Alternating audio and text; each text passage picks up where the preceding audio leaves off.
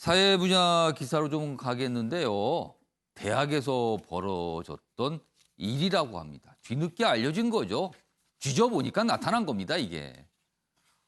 동료 교수 딸만 100점을 준 연세대 교수들.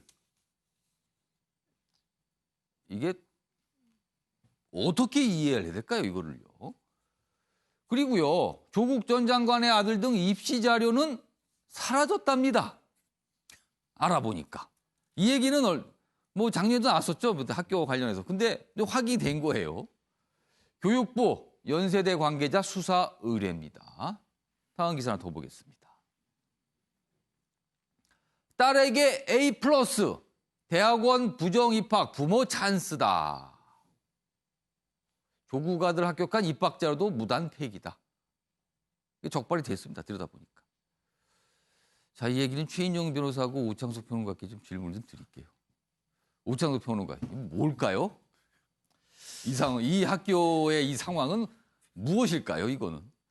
일단 이 부분이 만약에 명확하게 사실이라고 한다면 사실 같은 대학교를 다니는 학생들 뿐만이 아니라 다른 대학교에 있는 모든 학생들이 분노할 수밖에 없을 것 같아요. 사실은 학교 다니면서 모든 이제 학우들을 다 알 수는 없을 겁니다. 근데 이제 유독 성적을 잘 받는, 뭐 노력에 비해서 성적을 잘 받는 거나 왠지 노력에 비해서 잘 나오는 것 같다. 네, 활동에 비해서 뭐 성적이 잘 받는다든지 뭐 이런 부분에 의심의 눈초리가 분명히 있었을 수도 있어요. 근데 그런 부분이 만약에 이게 진짜 사실이라고 한다면은 다른 학생들에게는 굉장히 상처가 되고 사실 뭐 법률적으로 당연히 문제가 될 부분이라고 생각을 하는데 분명히 또 해명은 또 그렇게 하지 않을 거예요. 뭐 성적대로 했다라고 판단은 개인적인 객관적인 판단이었다. 감사 통해서 나타난 거예요. 지금 그렇게 했다라는 게 지금. 네, 그래서 이 부분에 있어서는 공정에 대해서 굉장히 그 관심을 많이 가지고 여기에 대해서 분노하는 학생들 입장에서는 받아들이기 힘든 내용일 수밖에 없는 것이죠.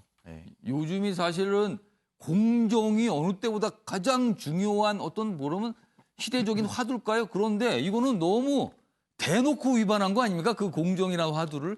최인영 변호사. 맞습니다.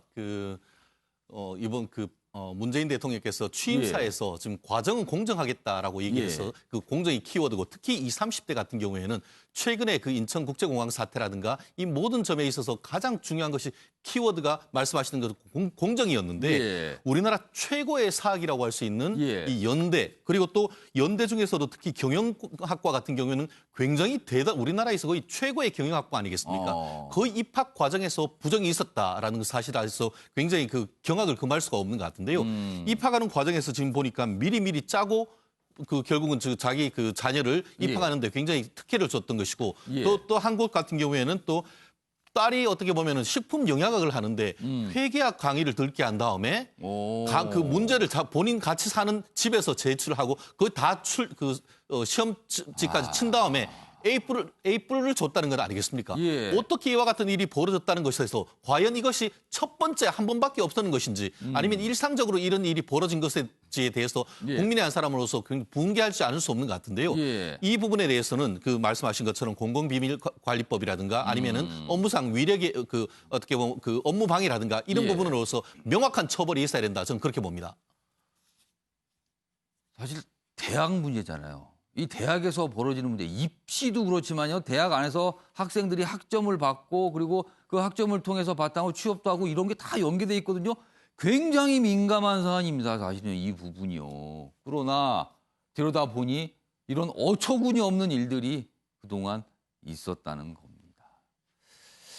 자, 이번 기사는 이재명 경기지사와 관련된 소식이 오늘도 좀 나와 있어요. 왜 그런가 하면요.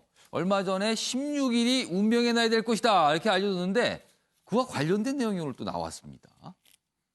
이재명 내일 대법 선고. 그렇습니다. 16일이나 대법원에서 최종 뭔가 결정을 합니다. 그런데 이 기사의 방점은 TV, 유튜브로 생중계한다는 겁니다. 이것도 굉장히 이례적이다. 그럼 앞선 선례가 있었는가? 있었어요.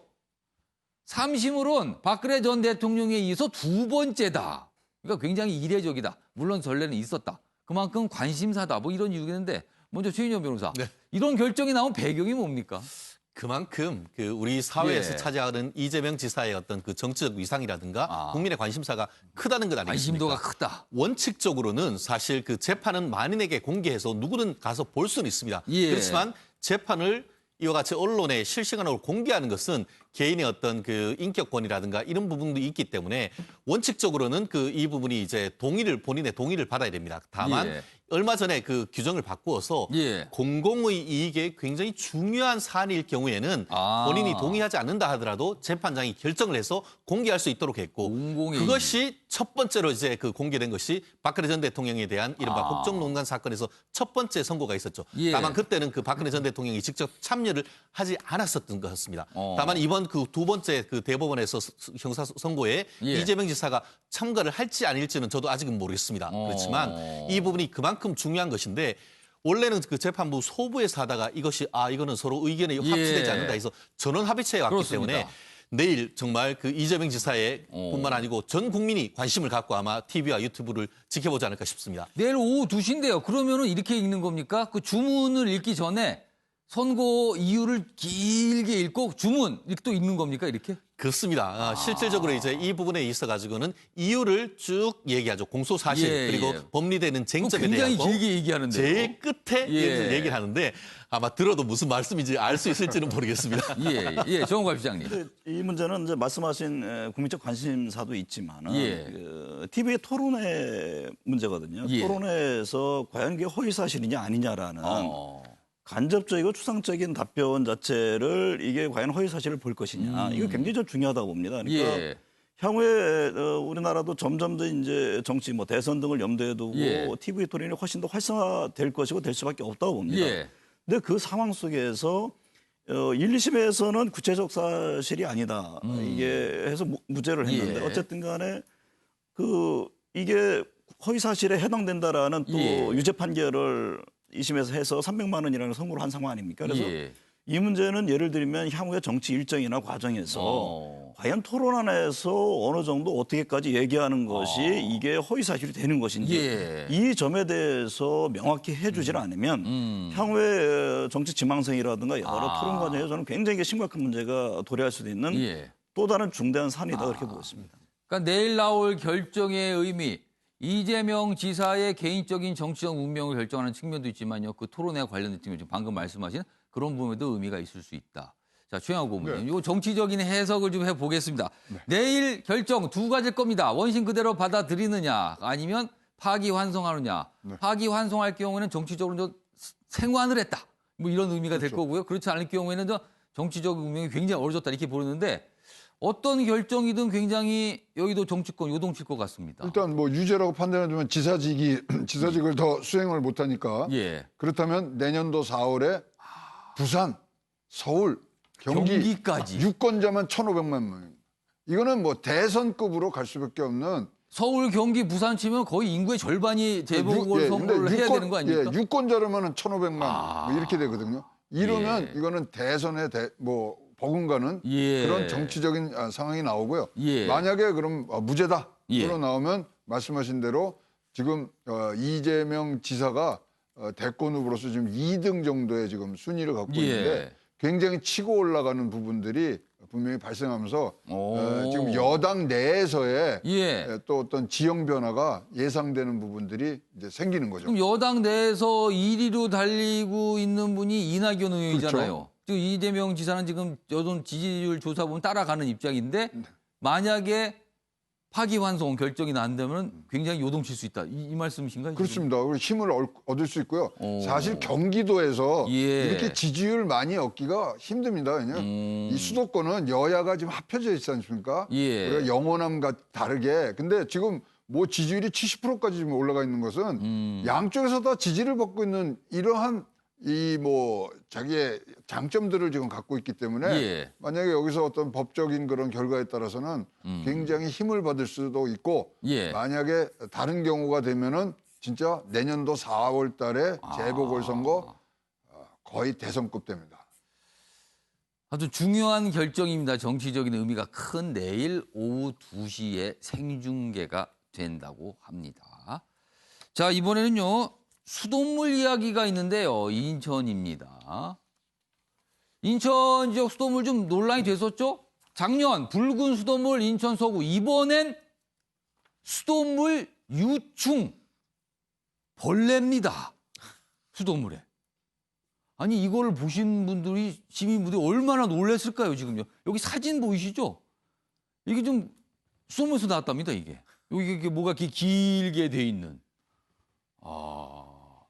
이게 지금 불안이 확산되고 있고요. 9일 첫 발견 후 10여 건이 접수가 됩니다.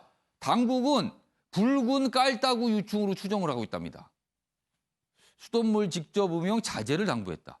이게 왜 이런 게 들어갔을까요 지금?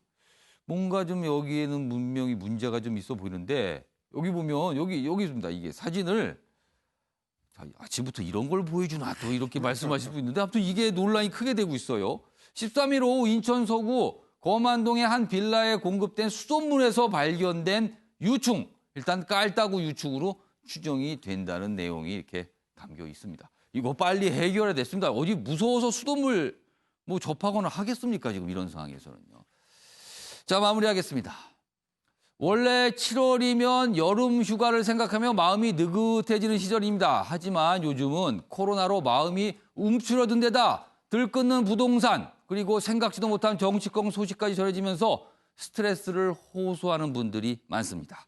평범하지만 편안한 휴식이 더욱 절실할 때입니다. 시청해주신 여러분 고맙습니다.